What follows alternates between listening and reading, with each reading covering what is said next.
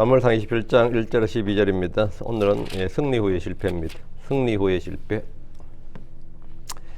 다윗이 사울과 사울 앞에서 사울을 죽이지 않고 이렇게 굉장히 담대한 모습을 보였죠. 그러면서 다윗은 다윗의 길로, 사울은 사울의 길로 갔다. 이제 지난번까지 그래도 아주 이런 위대한 믿음을 보여준 사례가 없는 그런 사건이 있었고, 그다음에 27장에서 그러면 그 다음 반응이 뭐냐, 그 다음이죠. 오늘은 도망을 치는 거죠. 자, 승리 후의 실패인데,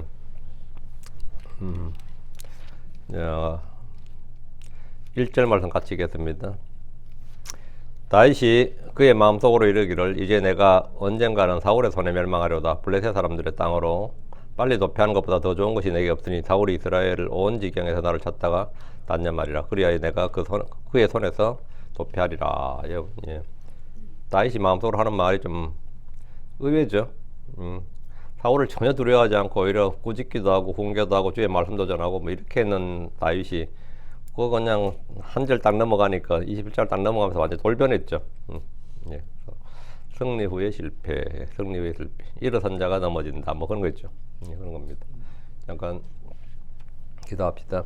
위대하 요르간 주 하나님 감사합니다. 이 아침에도 주의 말씀을 충만하게 은혜롭게 허락하여 주실 간구하고, 또 저희가 이전에 기록된 모든 말씀들을 통해서 배움과 교훈을 얻게 해 주시옵소서. 그리고 저희에게 본보기로 일어난 모든 일들에 대해서 또 경고를 받게 해 주시고, 저희 자신도 우리 주 예수 그리스도를 신뢰하고 또 우리 주님을 의지하는 그런 성도를 되도록 도와주십시오.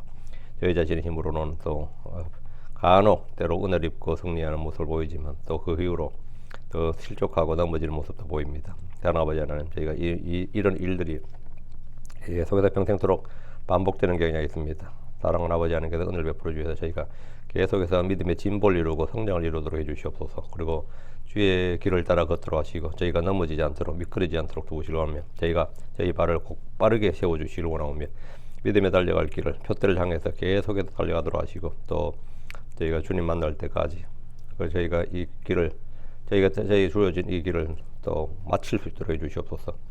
아침에 주의 말씀을 전합니다. 전하는 모든 말씀들이 성도들이 잘 전달되게 해주시고, 말씀들이 마음 가운데 뿌려지도록 해주시옵소서. 하나도 빠져나가지 않도록 해주시고, 모든 말씀들이 또 권능으로, 은혜로, 또 영으로 임하도록 해주실 간구하옵고, 또 말씀이 믿는 자 안에서 효력 있고 권능 있게 일하고 열매 맺게 해주시옵소서. 사랑하는 아버지 하나님, 은혜 베풀어 주십시오. 전한 자나 듣는 모든 성도들이 주 앞에 있사오니 주 하나님께서 참으로 복된 하루, 복된 시간이 되도록 도와주십시오. 감사드립니다. 주의 성기도합니다. 아멘. 다윗은 광야 길가에서 사울을 죽일 기회가 있었지만 그의 생명을 귀하게 여겼습니다. 이것은 다윗의 위대한 영적 승리입니다. 그는 성령으로 육신을 이겼습니다. 선으로 악을 이겼습니다. 다윗이 스스로 원수를 갚는 대신에 원수 갚는 것을 주께 맡겼습니다. 그는 믿음의 선한 싸움을 싸웠습니다. 자기를 죽이러 온 사울은 분명히 원수였지만 다윗은 그를 원수로 대한 것이 아니라 주의 기름 부음 받은 자로서 존중했습니다. 그는 사울 앞에서 두려움에 떤 것이 아니라 오히려 사울의 진영 안으로 직접 들어가서 그의 창과 물병을 취할 정도로 담대했고, 자기를 죽이러 오는 사울 왕에게 일장 훈계와 책망을 겸한 연설, 그 연설은 그냥 연설이 아니라 주의 말씀으로 연설을 한 겁니다. 다윗은 사울을 전혀 두려워하지 않았습니다. 사울은 그런 다윗의 말을 들은 후에 자기의 죄를 시인했습니다. 내가 죄를 지었노라. 내가 죄를 지었노라. 그 담대한 주의 말씀이 선포되고, 그 말씀이 어쨌든 사울이 한번 꺾인 거죠. 그 말씀에 자기 죄를 시인했습니다. 그의 말이, 그 사울의 말이 회개에 이르는, 구원에 이르는 회개, 생명에 이르는 회개가 아니었다 할지라도 그래도 왕인데 말이죠. 왕으로서 공개적으로 여러 사람들 앞에서 자기 잘못을 시인하고 죄를 시인하고 잘못했다 그러고 다시는 안 그러겠다 그러고, 이건 좀 쉬운 일 아니죠. 왕의 체면이 있는데, 그래도 왕인데 말이죠. 그런데 이 사울은 공개적으로 자기 신하들, 자기 부하들, 자기 군사들이잖아요. 그 3,000명의 군사들 앞에서, 또 다윗 앞에서 공개적인 사과를 한 겁니다. 이건 엄청난 거죠, 사실은. 그리고 사울은 다윗을 축복해 준 후에 군대를 돌이켜서 자기 길로 갔습니다. 자기 처소로 갔습니다. 이때 이 둘의 대화를 들어보면 완전히 화해를 이룬 것처럼 보입니다. 사울은 전에도 그랬지만 이날도 다윗을 해치지 않겠다고 약속했습니다. 왕의 말은 헌이 없다. 이런 말이 있어요. 왕의 말에는 헌이 없다. 농담으로 하는 말이라도 그걸 지켜야 된다. 그게 왜? 왕의 말이기 때문입니다. 왕의 말 자체가, 왕명이란 것은 그 자체가 일종의 준법이나 같아요. 그 왕의 말에는 헌이 없다. 이 말이 있는데, 왕의 말에는 권능이 있고 권위가 있기 때문입니다. 그래서 마음에 없는 말을 해도 한번 내뱉은 말을 주워 담을 수가 없습니다. 일반 범부들이야 아이고 실수, 미안하고 하지만 왕은 아이고 실수, 아이고 미안을 못해요. 농담으로 뱉은 말이라도 한번 내뱉은 말은 쉽게 어길 수가 없습니다. 그러나 사울은 자기가 한 약속, 자기 입으로 한 말을 지키는 사람은 아니었습니다. 다시 유대 땅에 머물러 있는 한 이런 일이 언제든지 또 반복될 수 있습니다. 다윗은 이미 사울이 어떤 성정의 사람인지 잘 압니다. 사울은 상황에 따라 얼마든지 약속을 깨는 사람이었고 신실함이 없는 사람이었습니다. 사울에게 악한 영이 임하지 않더라도 그는 언제든지 다윗을 죽이겠다고 군대를 출동시킬 수 있습니다. 다윗은 2번이나 이 경험을 했기 때문에 3번, 4번 또 이런 일이 없을 것이라고 생각할 수가 없습니다. 다윗은 이때 중대한 결심을 했는데 바로 무슨 결심? 망명가자. 이거. 다른 나라로 망명가자예요. 필리스틴 사람들의 땅으로 망명하는 겁니다. 필리스틴의 왕 아기스에게 가서 자신을 의탁하라는 것인데 전에도 한번 아기스에게 갔다가 도망친 적이 있습니다. 그때 다윗은 생명의 위협을 느껴서 침을 질질 흘리면서 미친 척 하다가 도망을 했습니다. 그런데 이번에 또 한 번 이스라엘의 적국의 원수인 필리스틴 땅으로 가려고 합니다.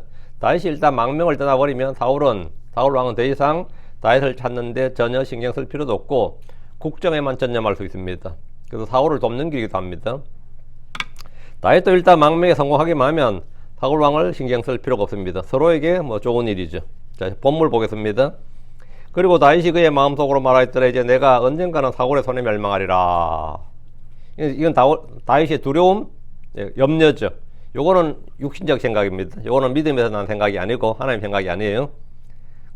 이제 내가 언젠가는 사울의 손에 멸망하리라. 얼마 전까지만 해도 주님께서 나와 함께 하시고 나를 지키시고 보호하시고 나의 원수들을 멸하시고 이렇게 말했잖아요. 근데 지금 말은 완전히 다르죠. 이제 내가 언젠가 사울의 손에 멸망하리라.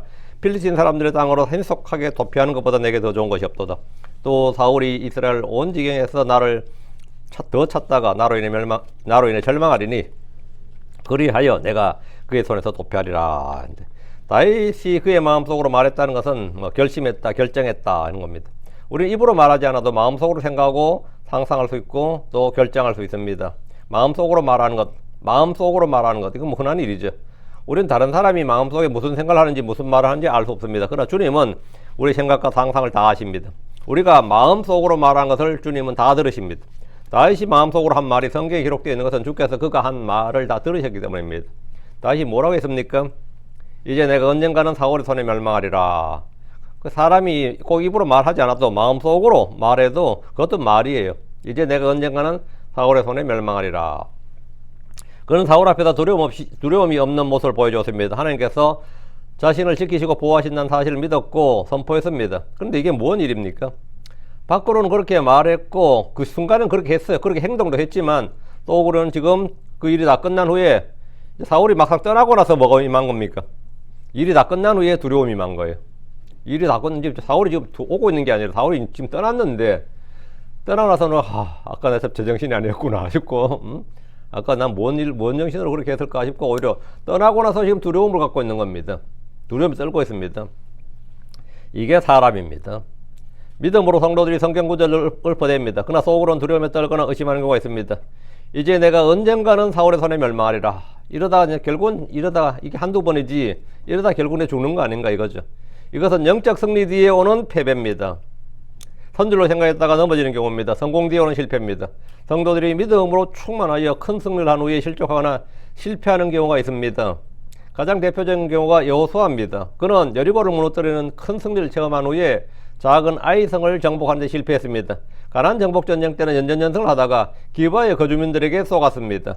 예언자 엘리야는 갈멜을 사면서 바알의 예언자들 450명을 죽였습니다. 그는 하늘에서 불을 내렸고 바알을 섬기는 백성들을 하나님이신 주께로 돌아오게 했습니다. 그의 승리는 성경 역사에서도 놀라운 그런 위대한 승리였습니다.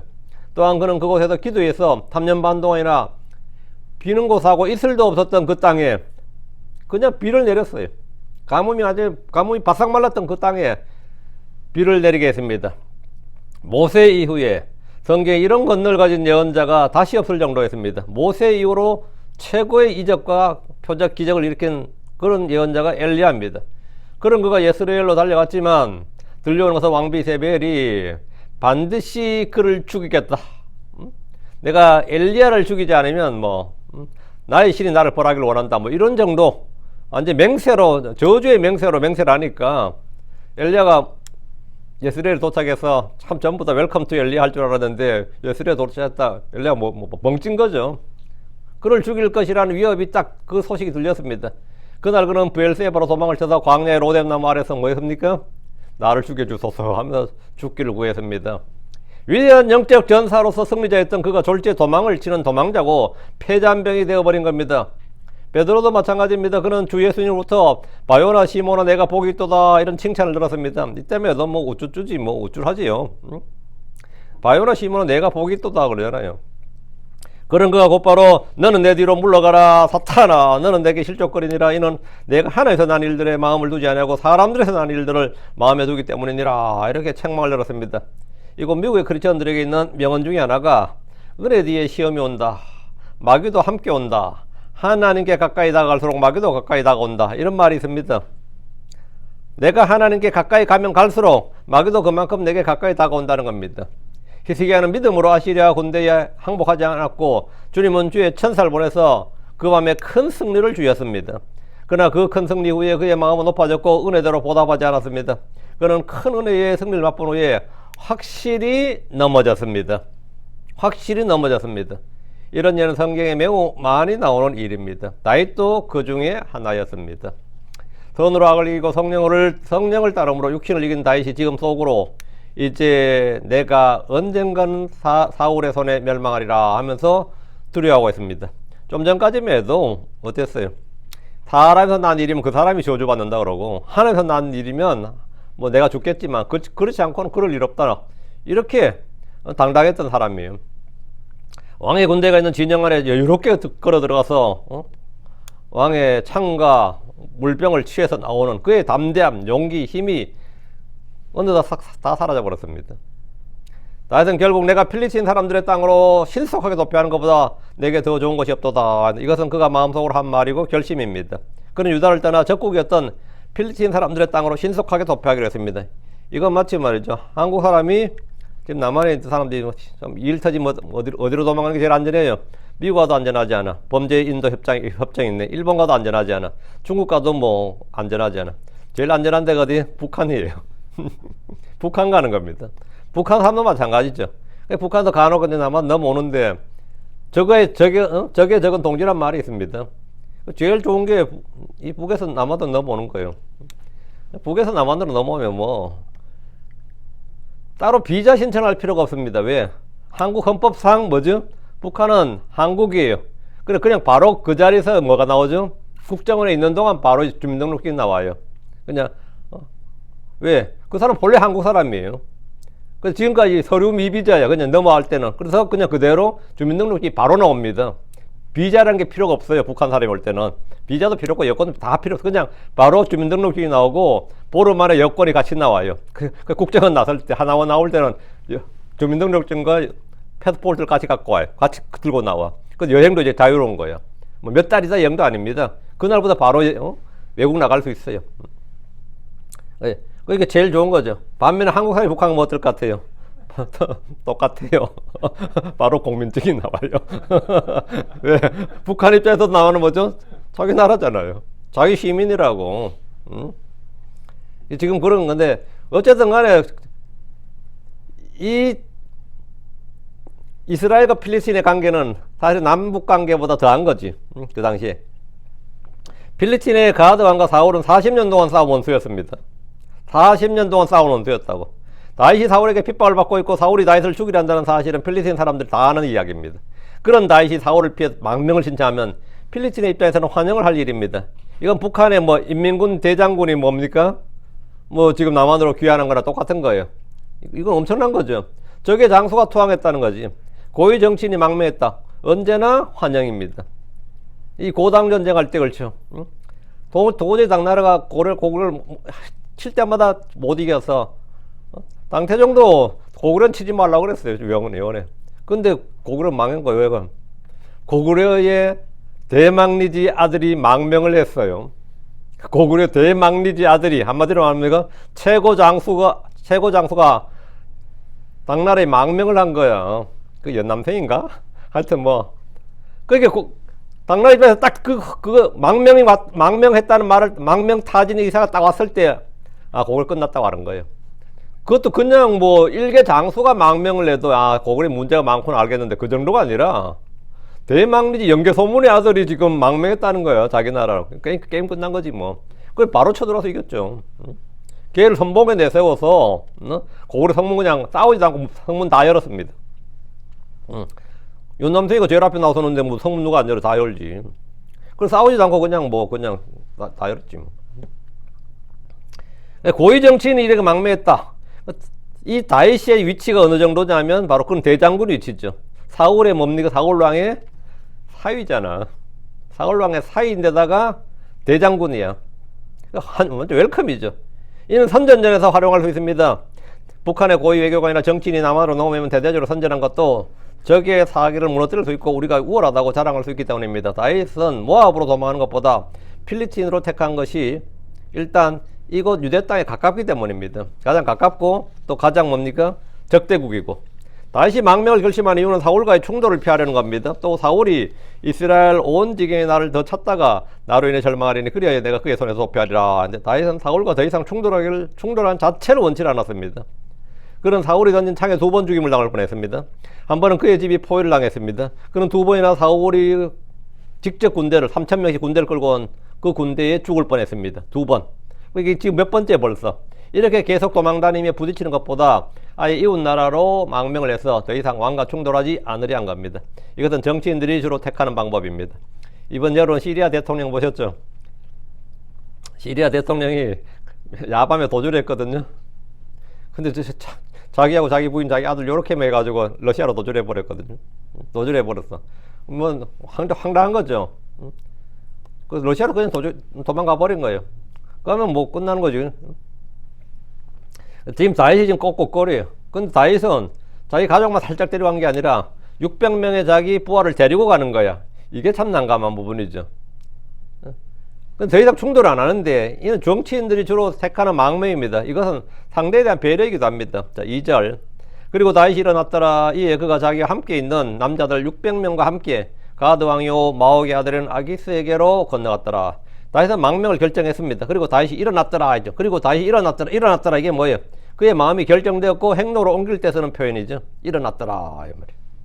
다윗은 자기와 함께 있던 남자들 600명과 함께 필리핀의 5군주들 중에 하나인 가드 왕이요 마옥의 아들인 아기스에게로 건너갔습니다. 혼자서도 아니고 집단 망명을 한 것이니까 이건 뭐 북한군 뭐 대대병력이 넘어왔다 뭐 이런 식이에요. 북한군 대대병력이 넘어왔다, 사단병력이 넘어왔다는데 병력이 집단 투항을 한 거나 마찬가지입니다. 6.25 전쟁 때 적군의 사단장이나 연대장, 대대장이 집단으로 항복한 적이 있습니다. 사단장이 자기 사단을 통째로 그냥 전쟁 안 하고 사단장이 그 통째로 넘어오는 케이스예요. 이거 최고입니다, 이거. 반면에 남한의 사단이 북한의 통째로 뭐 연대나 대대가 통째로 북한에 항복한 적도 있어요. 남한이 좀 더 많아요. 예. 남한은 그 당시에 그 남노당이 많이 저게 돼서 숙군 작업을 하긴 했는데 그래도 좀 덜 된 거죠. 그때 숙군 작업 안 했으면 남북은 전쟁할 필요도 없었고요. 그냥 통째로 전쟁도 안 하고 군인들이 전부 다 항복해 버리는 거죠. 예. 장교들이 전부 다 공산주의자들이야. 지금 현재 한국도 비슷할지 모릅니다. 경찰, 군인, 검찰, 판사 뭐 지금 국회도 마찬가지. 국회는 뭐 드글드글 할 것 같고요. 뭐 이런 식으로 뭐 거의 드글드글 하는 것 같아 지금 뭐. 그 정도로 지금 된 거죠. 싸울 필요 없는 거죠.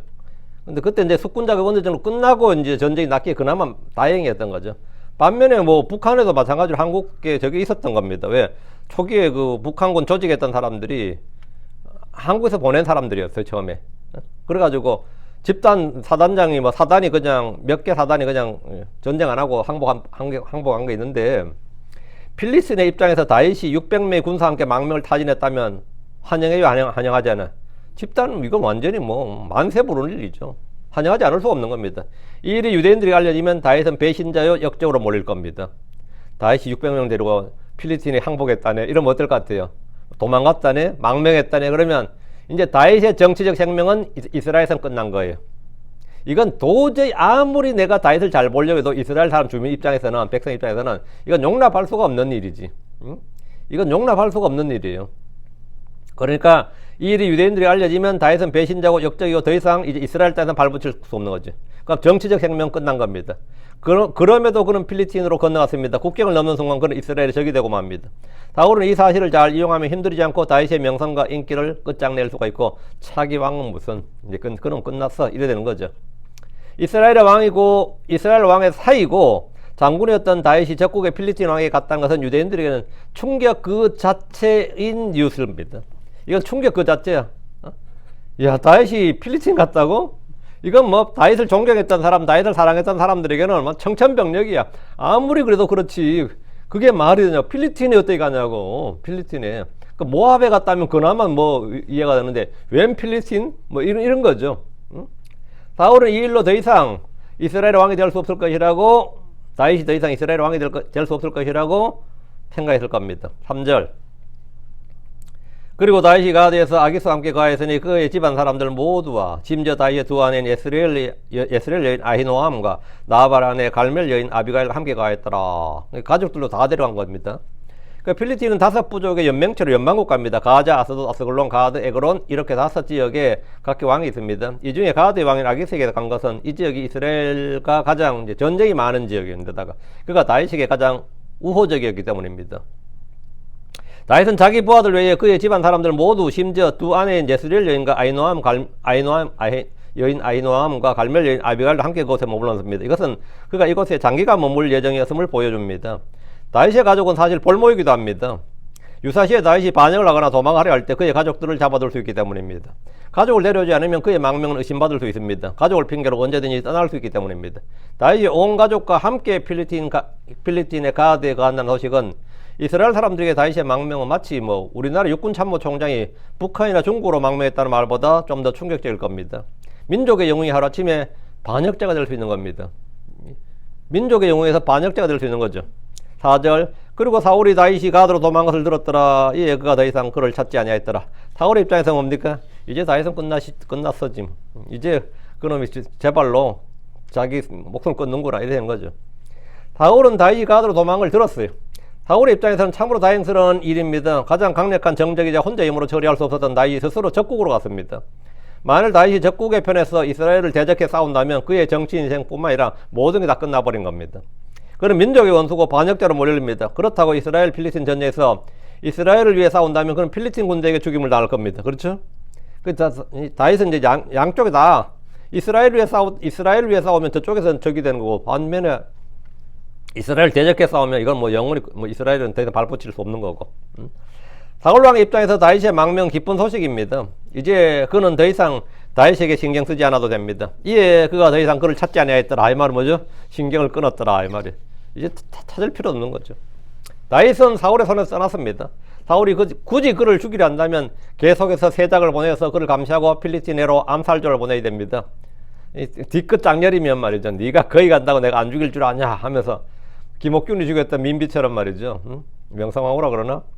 그 김옥균이 떠났으면 떠난 걸 놔두지 일본으로 항하이로 계속 세작을 보내가지고 결국은 죽이잖아요. 참 그 뒤끝 장렬이었지. 뒤끝 장렬이었거든요. 뭐 나라에서 떠난 사람 뭐 하려고 놔두냐, 다시 들어오면 죽이겠다 이러면 되는데 네가 떠난다고 발붙일 수 있을 줄 아느냐, 이런 식으로 이제 해가 죽였죠. 근데 그 이스라엘의 정보를 잘 활용해서 필리핀에 다윗의 정부를 넘겨주면서 공작을 꾀하면 뭐 되긴 됩니다. 그러나 사울은 그렇게 하지 않았습니다. 끝났다고 본 거죠. 더 이상 그를 찾지 않았다는 것은 다윗에 대해서는 어느 정도 이제 신경을 끊었다 이 말입니다. 5절. 그리고 다윗이 아기스에게 말하였더라. 만일 내가 이제 당신의 눈에 은혜를 입었거든 그들이 지방에 있는 어떤 고을에서 한 처소를 내게 주소서.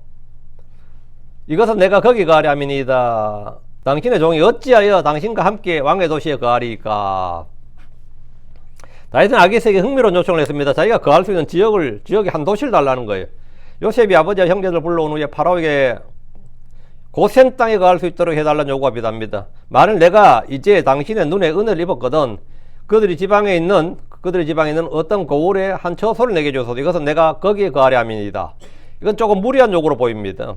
그러나 그의 부하들 600명의 가족들까지 있기 때문에 그들이 거할 곳이 필요한 것도 사실입니다. 왕에게 은혜를 구하면서 자기가 거할 곳을 마련해 달라고 했는데 이거는 또 이렇게 안 하면 이질적이죠. 이건 유대인이니까요. 이쪽은 하나를 믿는 유대교를 믿는 사람들이고 이쪽은 필리핀은 바알을 믿는 종교라면, 그러니까 부딪힐 수가 있는 거죠. 그러니까 따로 차라리 떼어놓는 게 낫죠. 그러니까 땅을 따로 도시를 하나 떼어달라는 게 약간 무리한 요구처럼 보이기도 하지만 또 이게 또 좀 합리적이죠. 그래서 왕에게 은혜를 구하면서 자기가 거할 곳을 마련해 달라고 했는데 이곳에서 임시정부를 세우겠다거나 뭐 정치 자금을 지원해 달라고 해도 왕이 들어줬을 겁니다. 다윗이 여기다가 이스라엘 임시정부를 세우겠다, 여기 망명정부를 세우겠다 그래도 왕이 아마 뭐 흔쾌히 들어줬을 거예요. 사울왕을 치려면 다윗과 같은 내부 정보를 가진 장군이 필요하기 때문입니다. 한국군 장교가 북한으로 넘어가면 보안체계와 암호뿐 아니라 탄약창고나 보안시설 모두 다 바꿔야 됩니다. 싸그리 다 바꿔야 돼요. 이번에 한국의 이 똥별들이 말이야 국회에 나와서 막 헛짓해가지고 한국의 그 지금 연합사 위치 싹 다 바꿔야 됩니다. 지금 그 위치를 뭐 국회에서 술술 불어버려가지고 뭐 2층에 뭐가 있고 3층에 뭐가 있고 이질하면서 지들이 막 동선을 막 다 이야기해가지고 막 난리가 나버렸습니다. 한국군 기밀이 그냥 국회 생중계 돼버렸어요. 그것도 장군들이란 놈들이. 그러면 그 맞아 시설 다 바꿔야 되고 위치 다 바꿔야 돼요. 그 대위급 한 명만 넘어가도 암호 체계를 다 바꿔야 되고요. 탄약 창고 위치 다 바꿔야 됩니다. 이거 왜? 이거 정보를 다 불어버리니까. 그러면 그때부터 군인들 다 노가다 시작이에요. 왜? 새로 다 지어야 됩니다. 위치 다 옮겨야 되거든요. 그리고 뭐 모든 걸 참호고 위치 같은 것도 다 바꿔야 됩니다. 왜? 내부 정보를 가졌다는 게 그런 겁니다. 그 한국군 장교가 북한으로 넘어가면 뭐 다 바뀌어야 돼요. 시설, 보안시설 자체가 다 바뀌어야 됩니다. 아군의 정보가 저기에 통째로 넘어가기 때문입니다. 아기스는 다윗을 잘 활용하면 이스라엘을 치는데 큰 도움이 될 겁니다. 다윗을 용병으로 사용할 수도 있습니다. 다윗은 당신의 종이 어찌하여 당신과 함께 왕의 도시에 가리까 라면서 왕이 가는 도시인 가드가 아닌 다른 장소를 구했습니다. 다윗은 지금 나름대로 열심히 어리를 굴리고 있습니다. 그가 비록 핍박을 피해 이곳 가드에 왔지만 조국 이스라엘을 등진 것은 아니기 때문입니다. 다윗이 600명의 젊은이들에다 만약 가족들까지 같이 왔다면 몇천 명은 되었을 겁니다. 이 무리가 몇천 명 되었을 거예요. 그러니까 이곳에 같이 왕의 도시에 거한다는 것이 문제가 있단 말이죠. 이곳은 필리스틴의 우상의 고장입니다. 다윗의 젊은이들을 우상숭배로 다윗이 그 자기 젊은이들을 우상숭배로도 보호해야 됩니다. 그리고 저들로 또 적대감으로부터 보호를 해야 되고, 아기스의 신하들은 다윗을 극도로 경계했습니다. 아기스는 다윗에게 굉장히 우호적이었는데 아기스의 신하들은 다윗을 살려두면 안 된다고 봤어요. 극도로 경계를 했다고. 그러므로 이곳에 계속 머물게 되면 정치적 문제가 생길 수가 있고 또 물리적으로 충돌할 수도 있습니다. 다윗은 이곳을 떠나면 왕의 감시에서 벗어날 수도 있고, 그러니까 다른 곳을 하나 달라는 거죠. 6절 그때 아기스가 그날에 시글락을 그에게 주었더라. 그리하여 시글락이 날까지 유다 왕들에게 속하느니라. 시글락은 본래 여호수아가 유다 지파에게 준 땅이에요. 근데 빼앗긴 거죠. 근데 본래 유다 지파에 준 땅인데 유다 지파에서는 이 땅을 또 누가 냈냐면 시몬 지파에게 줬어요. 시몬 지파와 유다 지파 내에 있었거든요. 그래서 그 땅을 빼앗기고 시몬 지파는 옮겨버렸기 때문에 이 땅은 이제 지금 가드 땅이 됐는데 본래 땅은 이게 유다 땅입니다. 아기스는 다윗의 요청을 들어줬습니다. 아기스는 그날에 바로 시글락을 그에게 줬는데, 아기스는 전에도 그랬듯이 지금도 여전히 다윗에게는 굉장히 우호적이고 은혜를 많이 베풀죠. 그러자 시글락이 이날까지 유다 왕들에게 속하느니라. 이 적군에게 유난히 은혜를 베푸는 그 왕들이 간혹 있어요. 중국에도 뭐 고려천자라 그래가지고 만력제 이런 사람들은 지 나라 망하는 줄 모르고 조선에 모든 걸 다 퍼줬거든요. 그 한국이 얼마나 감사했던지 만력제 사당을 지어가지고 지금도 아마 그 만력제 사당이 한국에 있을 겁니다. 계속 절하고 군대에 보내줘. 양식 없다 그러니까 자기 나라도 막 굶어 죽는데 막 몇백만 섬을 쌀을 보내줘. 이러해가지고 그 사람 별명이 고려천자거든요. 고려천자. 지금도 중국에서 계속 그분을 고려천자라 그래요.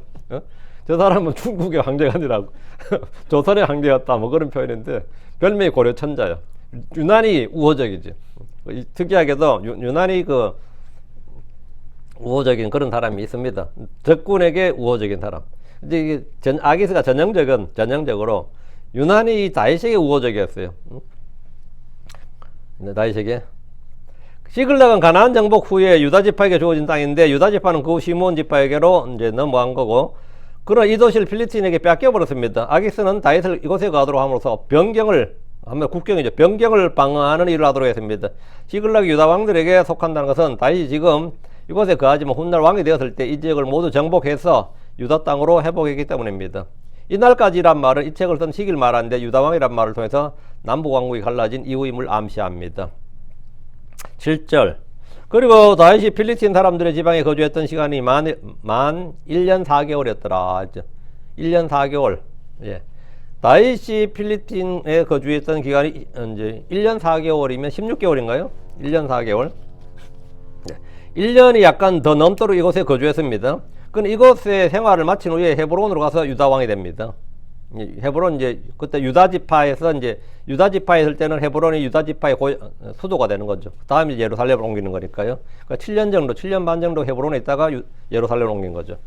필리스틴에서 거주했던 다윗이 한 일은 이제 아래에 있습니다. 8절. 또 다윗과 그의 사람들이 올라가서 그술 족속과 게셀 족속과 아말렉 족속을 침략하였더라. 이는 그 민족들은 옛적부터 그 땅 곧 내가 수르로 곧 이집트 땅으로 갈 때 만나는 땅에 거주민이었기 때문이더라.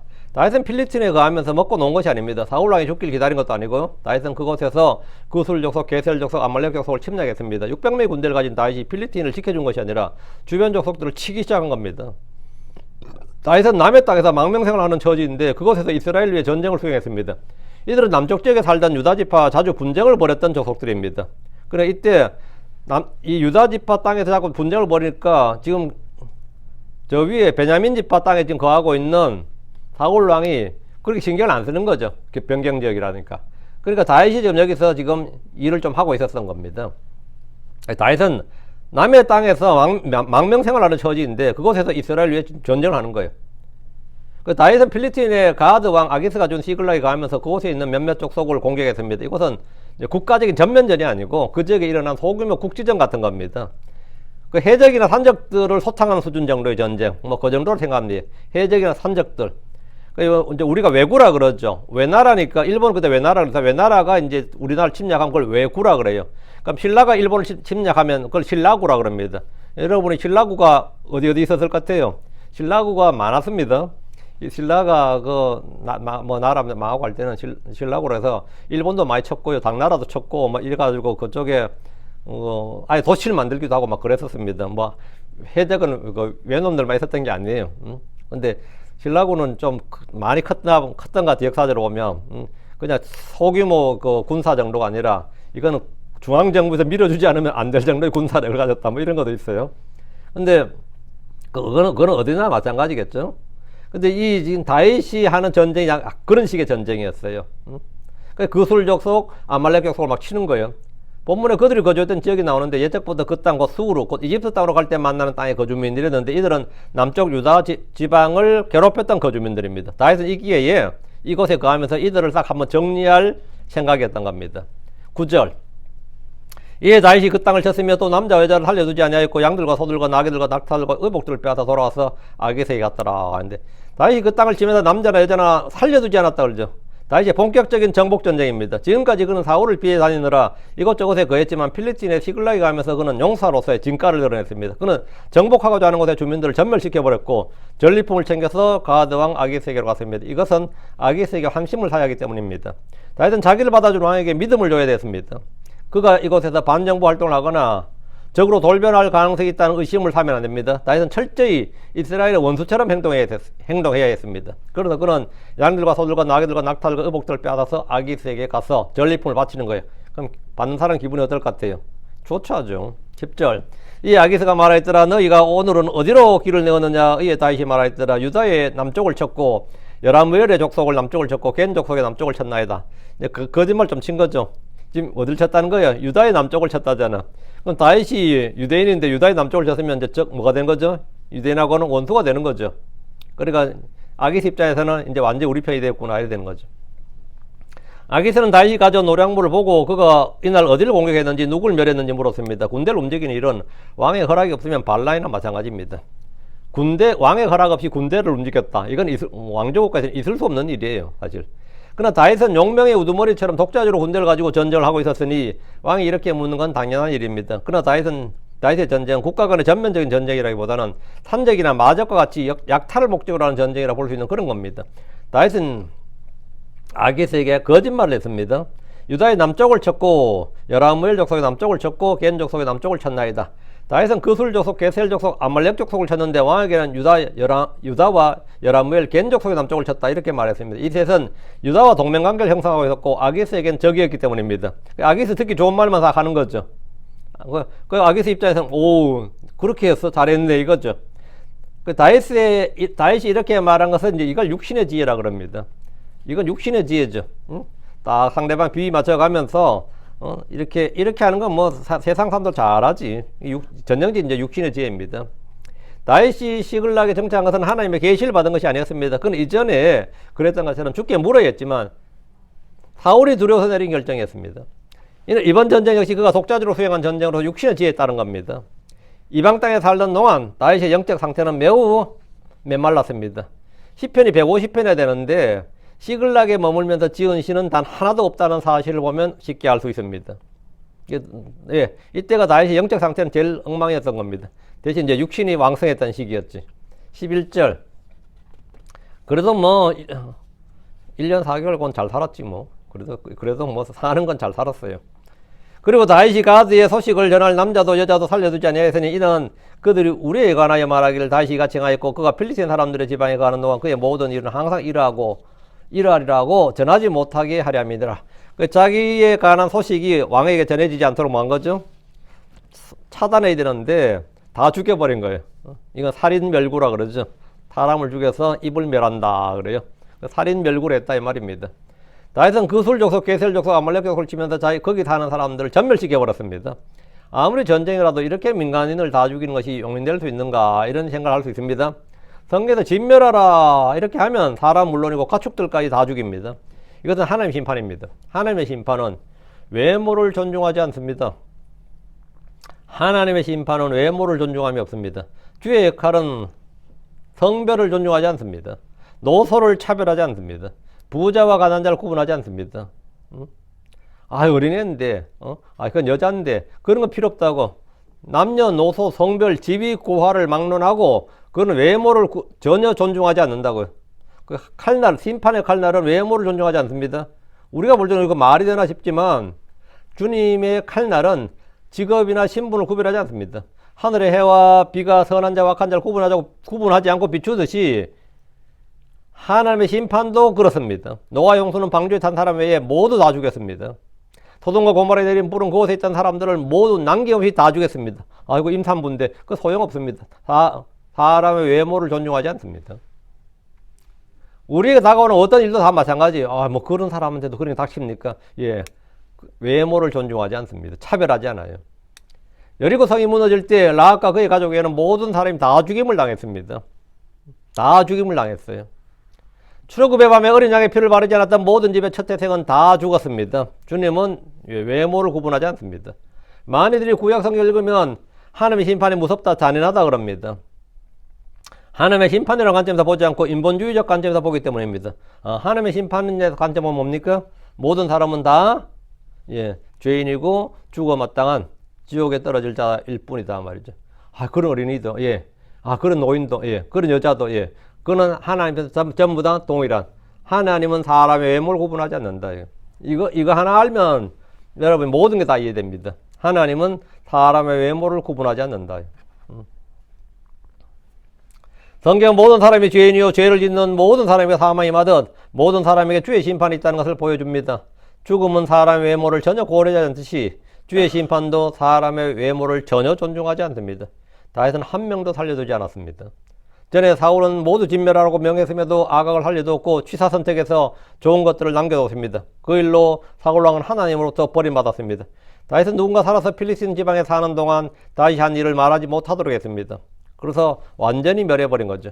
그는 지금 이곳에서 있었던 일을 가드왕 아기스에게 비밀로 해야 됐기 때문입니다. 12절. 그리고 아기스가 다윗을 믿고 말하였더라. 믿고 말하였더라. 이거면 믿고 말했는데 속은 거죠, 사실은. 다윗을 믿었단 말이에요. 그 사람 믿을 거 아닙니다. 다윗을 믿고 말하였더라.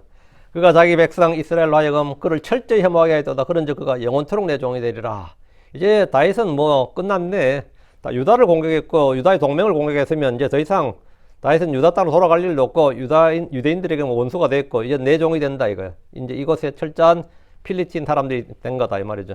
아기스는 다윗을 믿고 말했습니다. 아기스는 다윗의 속임수를 믿었습니다. 그가 쉽게 다윗을 믿었던 것은 그가 사울에게 핍박받는 자이기 때문입니다. 그가 자기 백성 이스라엘로 하여금 그를 철저히 혐오하게 하였도다. 아기스는 다윗이 자기 백성을 향해 칼을 들었기에 이제 그는 사울의 원수가 아니라 이스라엘의 원수가 되었다는 겁니다.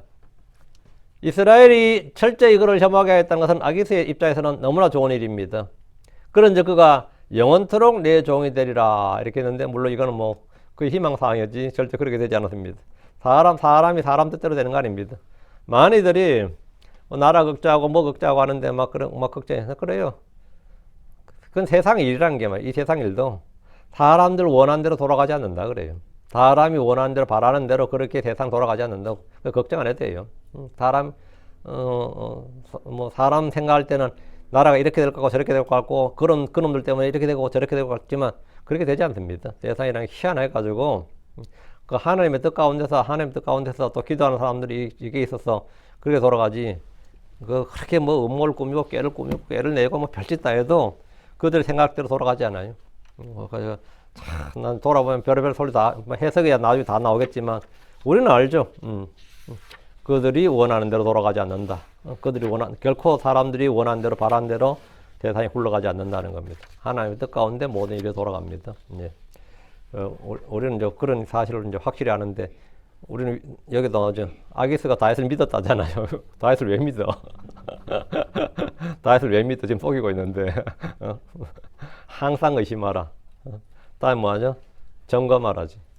제일 등신이 적의 말을 믿는 거예요. 적의 말을 믿는 놈은 죽어도 할 말이 없어요.